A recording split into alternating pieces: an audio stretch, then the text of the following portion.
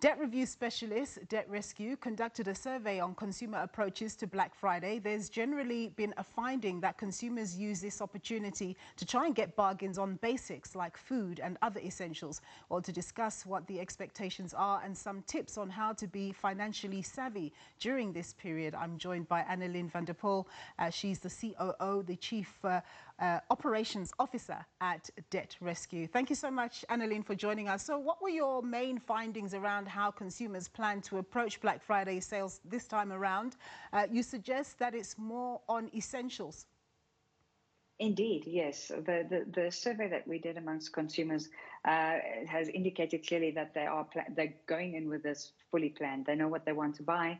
And 83% of participants told us that they plan on focusing on necessities, and this would include groceries and household cleaning materials, maybe some furnishings, etc.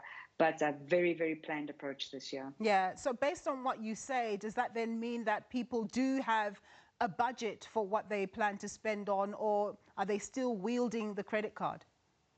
Well, from the research we got, the majority have actually given us indications of that they have specific amounts that they've set aside and that they intend on sticking only to that, and only if obviously they find the bargains. So no, there's definitely, there might be still some usage of credit, but the majority have indicated they've actually put money aside with the intention of sticking to that and only using cash. So what does that speak to, Annaline? Does that speak to consumers having been bitten in the past? You know, we've been experiencing a high interest rate environment for quite some time now.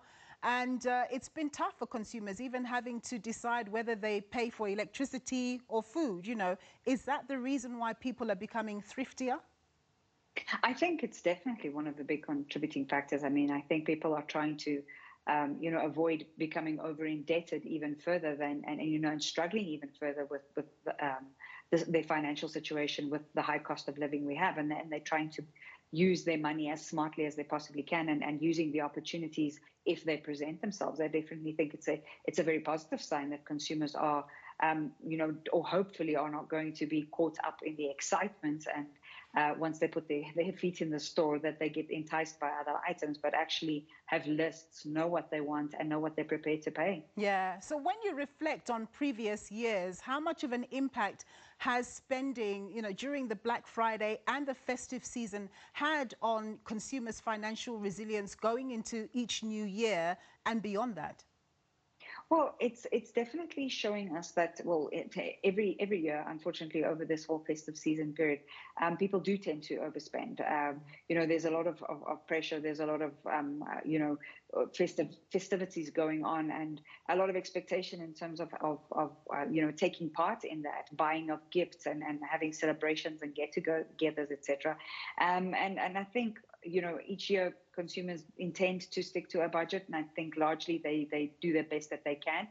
But we also remind people that this is the longest 6 weeks between two paychecks. If you get paid early in December and the next one's only at the end of January, you've really got to make your money last. So I think consumers are more and more realizing that they want to try and avoid that debt trap, because the last 3 years have been absolutely horrifying on consumer budgets in the cost of living and the cost of debt. Very true. Annaline, thank you so much for your insights there. That was Annaline van der Poel. She's the Chief Operations Officer at Debt Rescue.